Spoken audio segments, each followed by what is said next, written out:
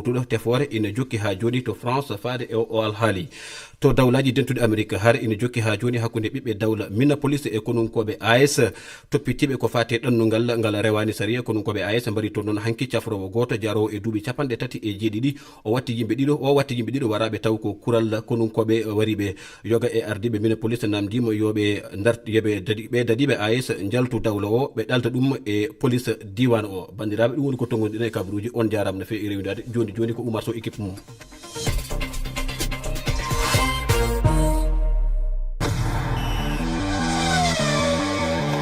Coftal balli men Oumar Mamadou Sow. coftal ɓalli men tedduɓe heeɗiɓe RFI fulfulde daɗi duniyaru on calminama ko noonne kadi onon yeɓoɓe min e médiaji meɗen rendo woni ni en weltare timmude sanne artude ɗo e haalirde meɗen nde caggal lewru ndu mbaɗɗen toon to leydi Maroc gam humpidde on kala ko fewti e folotir kango yuɓɓinago toon gila 21 lewru 12 ɓuru ujunde ɗiɗi e 25 ha 17 lewru go ɓuru nduɗo ndu gonɗen sikki fo alama en gartu e yewtere men nde e folotirgo mbaɗen tonngol e ko yuɓɓina toon ko no fijo ngo yarini ha tenki noon e kawral timmode ngal leydi Sénégal fooli e yeeso leydi Maroc yuɓɓinnode folotirgo ko heewi hen eɗen gandi waɗi toon heddinima en tawi hartude hen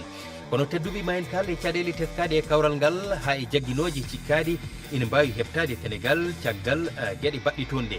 e timmode yewtere nde ma en kal e hooliɓen fijoɓe 11 ɓe yewtere coftal ɓalli men nangui wonde ko ɓurɓe mantinade ɗum woni ko wiyete 11 type so en kali francinkore tedduɓe ko ni woni mbadi yewtere meɗen hannde bisimilla moon.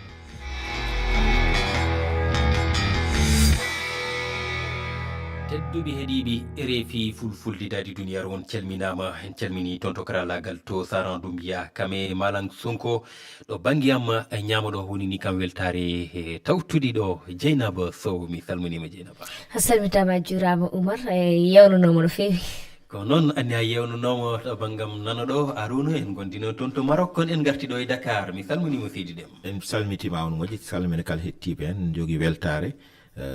jottade o hannde eɗen jewtida e mabɓe ko noon ha toon to Paris la France eɗen gonde Yero Mangara e ɓoggol ngol mi salminima Yero Mangara mbeɗa sikki Yero Mangara heɓidaki o mayen ma o abbit en tan mbiyen e nder yewtere nde ɗum noon tedduɓe no mbiruɗen joni ni folotirongo joofi ngoɗo folotira kan ko ganduɗa waɗi e dawal lewru na mbiyen lewru tan ngakkundu seeɗa toon to leydi Maroc yuɓɓinnodi ngoɗo folotir guilono gasego lewru 12 ɓuru jaggi noon 18 nduɗo lewru go ɓuru kawral timmode ngal waɗi no hewɓe jottirino ɗum ni ina wayna bettere waɗani nde tawno hewɓe mbiyana ena ɗamina e polgu ngu woni favori en ɓe ko leydi Maroc Sénégal waɓene Nigéria e ko nandi hen kamɓe ɓen ɗaminanoɓe fof eɗen gandi ɓe jeehi kam ha ɗiɗi ɓal timmode e te kawral timmode ngal dogi hakkude leydi Sénégal e leydi Maroc kawral ngal heewi ko waɗi e nder hen ko mbawɗen artude e nder muɗum kono idoroɗen tan ko waɗi ko woni eɗen gandi polgu waɗi tawi kay polgu ngu ko leydi Sénégal heeɓi Arouna Déme ko an idortomi beele waɗanimo bettere haade kawral ngal wadde hewɓe jogino hen miijoji ko adini folotirgo ene fuɗɗo nde yano artuno hakkude baroɗe ɗiɗi Lion de l'Atlas et Lion de la Teranga Sénégal fooli ko ɗum panneɗa walla ala weeɓano no hewɓe jiiri mboɗo jagguno Sénégal no e fol no anduno noon weeɓata saabu yaade leydi wande Maroc kawaɗum e nder leydi mum sa yi way noon weeɓona hono weeɓi no fewi caggal ɗum noon ko jiimi min ne jetti Maroc sa yewtide e fettoɓe e leydi Sénégal walla yiiɓe e nde ɓe pewnittonde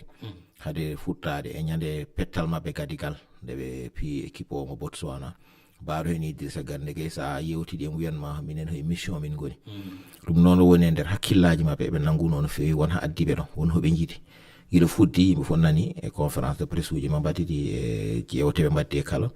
eɓe mbiya wonde ko won addiɓe liggey mabɓe woni arde ɓeteɓe keɓa noɓe kalirtuno ni sa siftiniɓe ha hewno duuɓi ɗiɗi caggal to e Côte d'Ivoire ɓe mbima leçon ji ɓe mba jaggi hen won hoɓe jaggi hen no fewi ɗum waɗi engol eɓe gandi ɗo ɓe ndewat eɓe gandi ɗo pawto koyɗe maɓɓe haɓe jetto final yettade final addiɓe ɗon yettade final noon on cakal dumi fof no gandi ham final sa yettima toon rewte hen hana gagnade a arani final mbetade fiyade hoto weeɓani noon anduno weeɓata par ce que guila e aɗa nayi petteɗe darorini no yiyano ham wonde Sénégal e Maroc no coyna toon no peccana lawol pour yettoyade toon saabu kamɓe goni kipaji ɗi e nder tournoi heɗe ganduɗa dillani ha final de Sénégal tawoyi Maroc rabade jooɗade ɗo gotel yimɓe ne garana tawma ɗo no foftinma te sa yimin Tanger gonnomi kono Tanger ya ha wayno e stade ma Sénégal ni saabu jande Sénégal fettat toon foof so famdi ha famdi 30-40 000 personnes a jii demi final Sénégal Égypte o presque ma won 61 000 personnes gonno e stade ɗum noon sa dañi e 61 000 personnes aɗa wayde 40 000 Sénégal naɓe gonno hen supporter uji Sénégal ɗum hollirta wonde Sénégal wano hono galle mum woni tan no fettani ko noon Dieynaba ko jurnitiɗa e ngal ɗon kawral Sénégal e Maroc eɗen gandi no mbirum joni hewɓe ko ɗum cabbino hewɓe ko ɗum cabbino kadi no Arouna wini kadi guila e iɗan ko ɗum ɗon woni ko soynono ene sikki noon ene saabi ɗum ko Sénégal e Maroc ko mbaɗi représenté Afrique ɗum noon ko guila to banggue kafaɓe ko nandi hen hande sa ƴetti Sénégal yeehi final Maroc yeehi final ko aduna foof darata ɗum ne serti ko ganduɗa ko woɓɓe jeehi final gonga ni Afrique ne waɗi nation ji mawɗi Égypte ko nandi hen kono hande oɗo saaha mo gonɗen ko Sénégal e Maroc kañen pawi dow ko kañen goni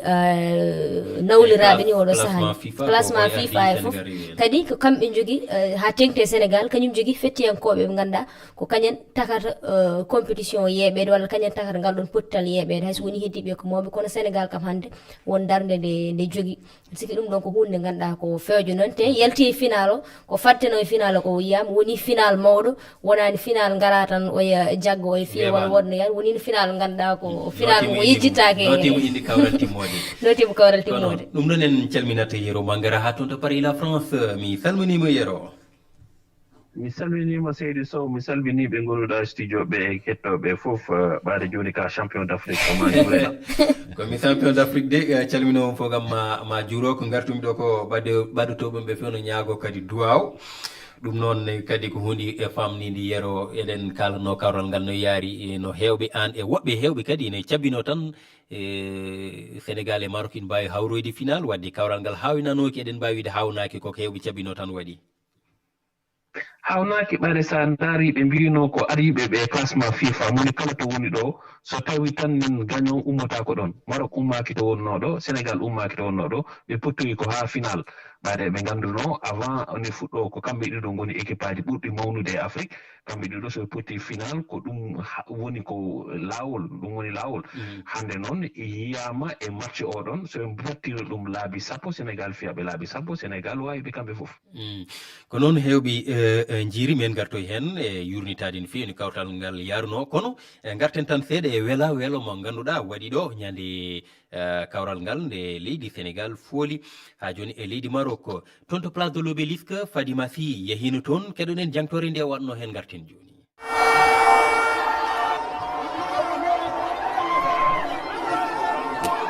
weltare jinganoɓe Sénégal ala to haadi dow e place de la nation Sénégal fooli Maroc jetti kadi desowal folotiro kan lawol didobol ngol match o ko match meɗen fof eɗen gandi ko match meɗen minen fof min beltima Sénégal fof weltima eyyi min do nak Sénégal yara yeeso inchallahu rabbi ƴetten bo ƴettiten bo mi wawa sax haalde par ce que komi beltiɗo trop ɗo kam hollirore kala ko wona haalde ko maire kala ko wona gonga rek jutta jam e weltare arti e be temedde yimɓe jinganoɓe Sénégal kode pottital ngal gasi Sénégal fooli haade ɗum ne waɗa ɓe tikkanino no feewi ñawowo o guila fuɗɗi ha joni min jii hen tan ɓe ganduɗa hoorema ko guyki oɗo macce kam to kolli tan ganduɗa hoorema wawa famde moy noon kono machallah ko mbiyaro mo Allah wonani fof ko noon tan jamma o fof ko nde weltare Sénégal naaɓe ɓe gondi joni ɓe paadi tan ko kippo o ara ɓe jabboɓe no hannirta ni Fadima Sy Dakar RFI e padno ko kipo aro jaɓɓe no hannirta ni kipo kay sikiyala ɓe jottimo ɗo jammaltini tawi hiri weeti talata ɓe mbaɗi ñaaƴo maɓɓe e nder ha joni laabi Dakar ñaaƴo ngo ganduɗa kadi ko fattam lamiwo no wayno Harouna no Sénégal jaɓɓiraɗo etini e keewal mani mbiya ɓuri tengtude e no ɓe jaɓɓirano e lawol gaɗunol nde ɓe ƴettuno kan o 2022 ko saabi yimɓe jii ko yimɓe yaltuɓe ngol ɗo lawol ɓuri heewde hay sinno gaɗonol ngol wawa ala wawi fondede sa hawi ñanenga kawgol gaɗonol 2022 o ala wawi fondede kono hame banggue yimɓe yaltuɓe ɓe e ngol yimɓe fof jii e ngol ɓuuri heewde yimɓe e beddaji ndaharu he mata hono fewjirani fewnitinani yimɓe fof parna kalnaɗo ɓe ndewata e fof ɓe dañi balɗe ɗiɗi pour fewnitade pour dañde lawol heblana ɗum te haadi Sénégal naɓe no final o yaari ni jingal naati hen yimɓe fof jinno arde kollira wonde haɓe mbaɗa ko welani ɗumen darde ɓe darinde haadi weeli Sénégal en fof saabu kolliri wonde wona tan haade fawa e dow mum fof jaɓen ɗum noon mboɗo sikki waɗi heewɓe yaltude pour kollirde ham Sénégal na fof nan caggal équipe wonan caggal Pape Thiaw saabu comme mboɗo sikki tan suba altine o ko Infantino waɗi o yaltini kayit wonde ŋañña Sénégal na yana e dow mum no wiye sanction ji pawe e dow mumen no weltono Maroc kono no yenna Sénégal ɗum no jeeya hadi ha waɗi Sénégal en heewɓe ummade darinde mbi wonde kañumenne ma kollir koye men kolle wonde kamɓe ɓe gona kamɓe tan Sénégal fof nan caggal maɓɓe e jingoɓe darima kala tan gumminda jungo tan hande jingo wonan dari no fati ko noon ɗum yira yero mangara no baroɗe ɗe jaɓɓirani ha e mbuñari ndi ɓe dokka belnari imrade hoorejo leydi Sénégal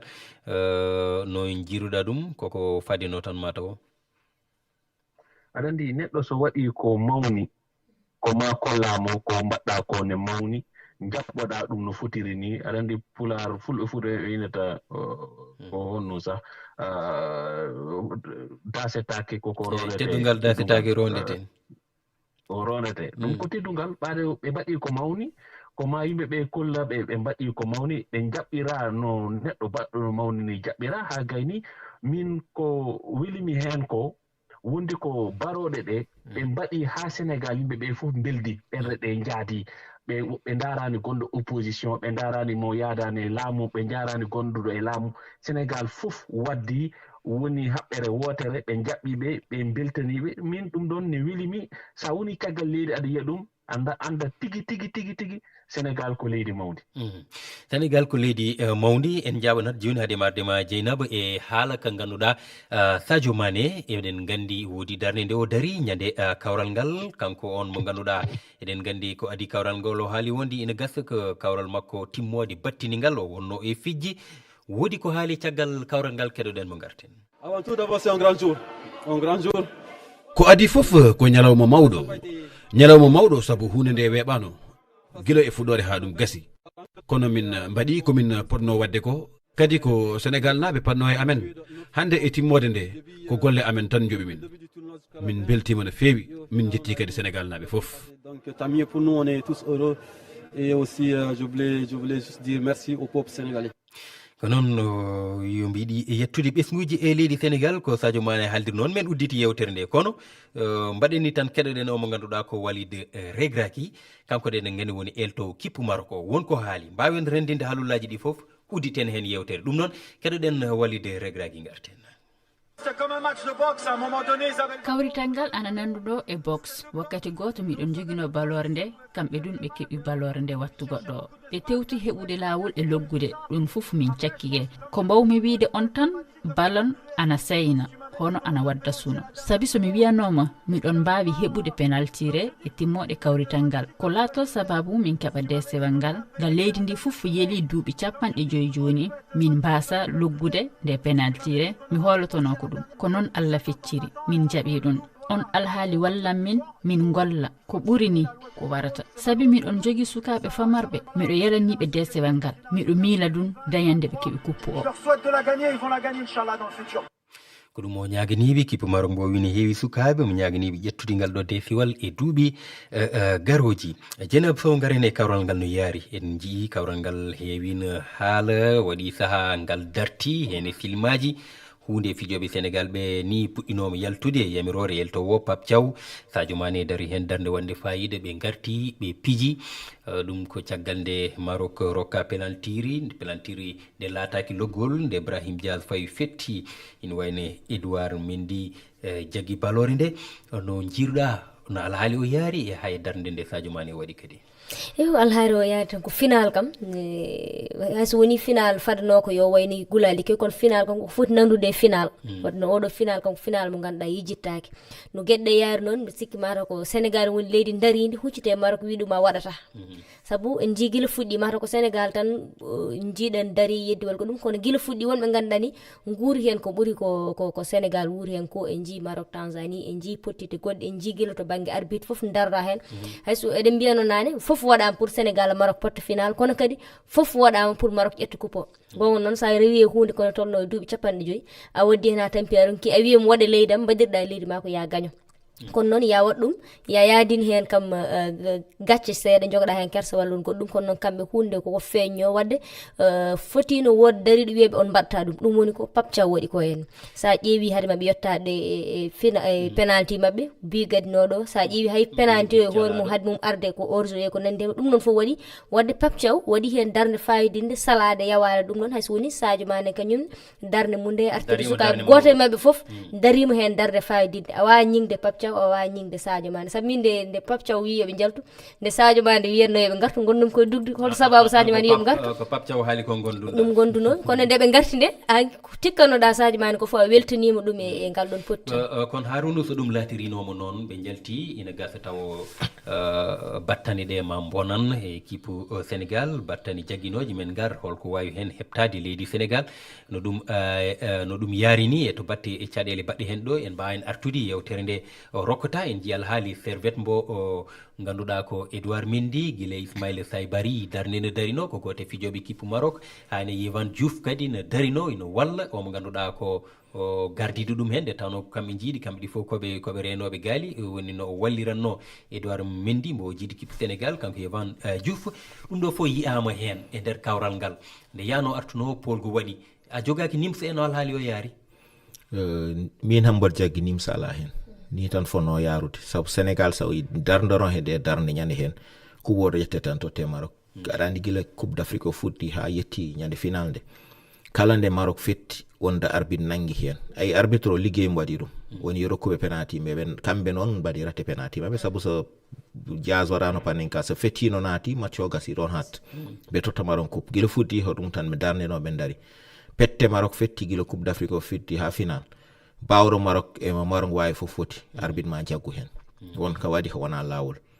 kono hono ngal ɗo natal ngal jiiten en jii ko pododiral ɗum woni gacce kono wona gacce e Maroc ɗum ko gacce e CAF sabu nene demi final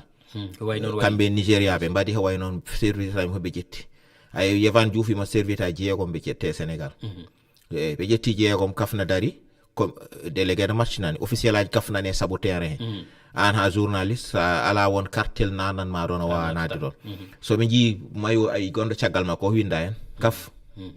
ramasseur de ballon natti wonde Maroc najo agent CAF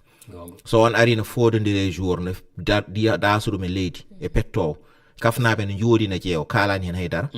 Nigéria waɗi noon Sénégal waɗama noon soɓe pindirino ɓe mbardirino ɓe gañodirino arbitre o e hoore mum waɗi erreur saabu so wonɓe sara terrain ɓe potani darade ɗon e sikkini kawral ngal woni sa kawral ngal no dogo e wona omo lele nder terrain he ballon ari ha e nder camp he aɗa yiya Edouard Mendy na waɗa reculé par ce que nden ballon e attaque Maroc wonno arbitre o foti e dartinde jeu o wiyoɓe iwu ɗon haaɓe gayna le match o continue par ce que kamɓe hoore ɓe ngala droit darade ɗon hay sino hoɓe ramasseur de ballon caggal panneau publicitaire ɓe koti wonde ewa Yero Mangara a yi no wayi arbitre o beela alhaali o finalement kawral ngal ɓurano ɗum doole ɓurano ɗum semmi no alhaali o yarini comportement mbo wamboɓe Sénégal supporter en ɓe joguino ciftinen hewɓe mabɓe nini toon jagga taw ɓe goni 17 walla 19 ñawore mabɓe ma wat ko ɓoyta e gueɗe goɗɗe ɗi kewɗe baɗɗi hen Arouna wi nimsa ala hen no jiruɗa min aɗa andi football Afrique to tolni ɗo arbitrage mabɓe tolnaki ɗon par ce que sa ndaari way kono fettoɓe première division no Thierry Henry wi ni ƴetta wonɓe arbitre district wonɓe national 2 mbiya ɓe ngare mbiye oɗon gona arbitre uji gila coupe d'Afrique o fuɗɗi heewɓe maɓɓe ɓe njuumat ɓe te noon ko muusimi heen ko équipe mo ngannduɗaa ko kañum woni Maroc so ɓe njuumata tan koko fayi e mum yo moƴƴan ɓe aɗanndi ɗum ɗon welani so tawi an ɓernde ma ne ɗumina a jaɓata ɗum Paptew ko waɗi ko min mi yaadani neɗɗo yo yaltu terrain kono mbeɗe faami mo ɓaade ko neɗɗo goo ɗiɗi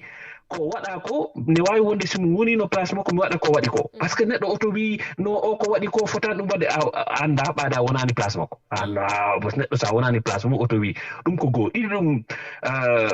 min mi yiyani ko tahi ɓe cikka Maroc ɓaade kañum waɗi accueillir coupe d'Afrique ko leydi mum fetta tawi ko ma gaño coupe d'Afrique ɗum ko holto winda neɗɗo mbaɗo yoɓe mbad milliard uji maɓɓe ɓe mbaɗa organisé kamɓe hay goto forçani ɓe kono noon wiide koye maɓɓe gaño par force ɗum wonata Allah holliɓe hay so tawi aɗa ka fof ne yiɗanma so Allah wima a gañotako tawi mi haalanma ɗum ɗo ma wot ko ekkini leyɗele kewɗi Afrique mi sikku ko heɓatno ko ɗum ɗon gasi kala mo ngannduɗaa hannde sa ɓe kolliri fof ka gujjeteɗo ma woto heewɓe yaltuɓe terrain ɓe mbiyata min ngala heen ko noon yerumangara payɗon feɗenuma duttoto toon to Sana Doumbia keɗeɗen omo ngannduɗaa ko Oumar Guissé ko goote hettiyankoɓe men wonko haali eno yiiri caggal kawral ngal e beldal hakkunde fijoɓe kippuji ɗi Maroc kam e mbo Sénégal Oumar Guissé Mozambique togar Oumar Mamadou Sow salminama calmini kala dillo e coftal ɓalli min garem ke non violence yimɓeɓe yoɓe ngandu football ko fair play mi yokkon yeru en jiito Arabie Saoudia Yacine Bounou woni gardien marocain o e Kalidou Koulibaly enen nganndi kamɓe pettidi kan Kalidou Koulibaly ɓe polgue dow makko kono ɗo ɓe jeeyi Al Hilal nde Kalidou Koulibaly ne taƴa garo kono kamɓe maɓɓodiri aɓe calminira donc noon kamɓe mbaɗɗon ko bolle pooɗi kadi so en ngari to Paris Saint-Germain Achraf Hakimi ene wonde Ibrahima Mbaye kamɓe ndenni sengo woto Paris Saint-Germain kamɓe ñamdal kamɓe jardar Pape Gueye o joueur ko Villarreal Brahim Diaz joueur ko Real Madrid kono ko waɗi match ɗe ne petta ɓe mbaɗani Pape Gueye hommage en jii Brahim Diaz ene kellana Pape Gueye donc hollir tan kamɓe mbaɗɗum ko bolle pooɗi enen ne mbaɗi ɗum ko bolle pooɗi so tawi jour ji petti gasi maɓɓodiren kukkidire juuɗe football ko fair play kala mo hokki polgu ko noon hoddira ko ɗon fof en poti famde hanti ko waɗanno waɗi ɓenni o haali beldal hakkunde fijoɓe ɓe e club aji mumen en gartata hen waktuji ɗi no ndogo dartaki kono en mbawa wasde haalde noon e 11 type enen mbomi miijiɗen Arouna eɗen gandi kaf kam yaltini ko Sadio Mané Victor Osimhen kam Ibrahim Diaz mbaɗa yesso to attaque to hakkude Pape Gueye Ademola Lookman kam e Idrissa Gana Gueye on toon to défense o ko omo ganduɗa ko Mazraoui Achraf Hakimi e Calvin Bassey mbo Nigéria Moussa Niakhaté mbo Sénégal Yacine Bounou ko alda e bettere gardien Maroc o waɗa toon e gaali ɗi ko noon jiiɗa walla wonmo jiɗɗa ittude wooda mo nannuɗa holno jiiruɗa Harouna min on tipam Hakimi jeyta hen Crépin jeyata mbaɗani place makko sabu jaggi Crépin wayimo heddiɓe noon no mbawi jaɓanede seeɗa surtout dow Mané Osimhen e Diasam mi changeata hen haydara heddiɓe ham mboɗo wawi jaɓande ɗumen kono banggue Hakimi o ham mi yaltinto Hakimi tan min nan Crépin Diata aywa Dieynaba no jiiɗa annene min Hakimi mi waɗat ɗon Crépin Diata no Arouna wirni kono noon toon to Calvin ɓittat ɗo moɗamo ɗon Yasser Ibrahima mo Égypte kanko wonani kam ɗon bo Égypte kanko mbaɗanmi ɗon to gardien o kam mi acci toon Bounou sabu Bounou mi yi darde makko e compétition o foof hayso woni Mendy kañum noon ko waɗi kono kam mi acci ɗon Bounou Mané Osimhen Diaz kañum ne eɗen hen hakkude ɗo kadi Pape Gueye wondude e Gana Gueye kanko e Lookman ça va eywa waɓen Mohamed Salah eɗen gandi kayni dañi loggi tati o sugo biteɗo Amad Diallo mbo Côte d'Ivoire eɗen gandi o waɗi ko mantini Ayoubi El Kabi mbo Maroc omo jeeya kadi e ɓurɓi ha joni mantinade hayso tawi Mali nani yalti ko to nayoɓal timmode sina yoko en ko mantaɓe accord Adams mbo Nigéria hay Ibrahima Mbaye mbo Sénégal Yero Mangara sa waɗan classement ma annene 11 type holto haqqille ma ɓuuri yarude gittatmi tan ko yimɓe ɗiɗo wonoɓe caggal gittatmi ko Hakimi ko waɗi ko coupe d'Afrique o haydara o waɗani hay yimɓe fof jii ɗum mi waɗa ɗon Crépin Diatta mi itta latéral gauche Mazraoui haydara waɗani mi woppa ɗon Diouf mi waɗa ɗon Diouf komi sénégalais mais ko jimi ko e coupe d'Afrique o kamɓe koɓe kolliri ko hay goto hollirani ɗum sa wi hande pour fettude e aduna o ko Mohamed Salah sa daari match Mohamed Salah hakkude makko e Diouf aɗa andi Diouf oɗa wawi wadde ɗon ko neɗɗo mo ganduɗa ala fof ko wawa omo wawi wadde défendre omo wawi yaade dow o waɗa attaqué hande min mi sikku omo tawa e ɓurɓe moƴƴude e coupe d'Afrique o côté Sénégal woni El Hadji Malick Diouf ewa ɗon ni kadi e nanam mais sa wanno noon Harouna ma won Sénégal naaɓe jeegom e nder 11 ɓe ni wona kamɓe nawi kamɓe mbawi fof ala fof wurta sa ƴeewa goto aɗa lima gotel par gotel ayi Ibrahima Mbaye hande Ibrahima Mbaye so waɗnoma hen ho Lukman waɗi ho Ibrahima Mbaye buuɗa match uji waɗi te waɗi ho foti noon na hawni en tout cas ɓe kaf waɗi ɓe ko nayo Sénégal naaɓi nayo Maroc naaɓi e tattoɓe Nigéria naaɓi kono en nani 11 type mbo hay goto eyyi ko démocratie ɗum noon tedduɓe yewtere meɗen gasi ha laaɓi sana watti en jopade feɗeli kamɓe malang sonko juuɗi moon punnama tedduɓe ha yontere fande sogeno haaji